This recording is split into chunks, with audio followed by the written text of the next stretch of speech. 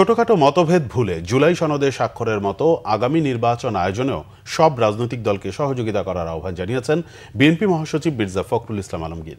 আর দলের স্থায়ী কমিটির সদস্য সালাউদ্দিন আহমেদ বলেছেন, জুলাই সনদে কয়েকটি দলের স্বাক্ষর না করার প্রভাব পড়বে না জাতীয় নির্বাচনে। শনিবার আলাদা অনুষ্ঠানে তারা এসব কথা বলেন। শুভ মাহফুজের রিপোর্ট। শনিবার দুপুরে রাজধানীর পানি ভবনের সাধারণ সভা ও সম্মেলন করে বাংলাদেশ পানি উন্নয়ন বোর্ড জাতীয়তাবাদী শ্রমিক কর্মচারী ইউনিয়ন। সম্মেলনে প্রধান অতিথি ছিলেন বিএনপির মহাসচিব মির্জা ফখরুল ইসলাম আলমগীর। এ সময় তিনি বলেন, আগামী জাতীয় নির্বাচনের মাধ্যমে নির্ধারণ হবে দেশ উদারপন্থী গণতন্ত্রের দিকে যাবে নাকি অন্য দিকে যাবে। জুলাই সনদে স্বাক্ষরের মতো জাতীয় নির্বাচন আয়োজনেও সব রাজনৈতিক দলকে এক হওয়ার আহ্বান জানান তিনি।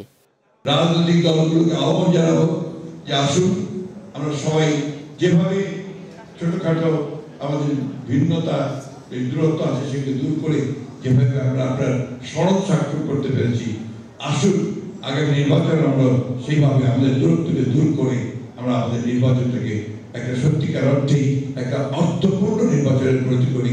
অর্থাৎ একটা অবাধ সুষ্ঠু নিরপেক্ষ নির্বাচন হোক, সকলের কাছে গ্রহণযোগ্য নির্বাচন হোক, সেই নির্বাচনের মধ্যে দিয়ে যারা নির্বাচিত হবেন তারা আমাদের পার্লামেন্টটাকে সত্যিকার অর্থে প্রাণবন্ত করে গড়ে তুলবেন।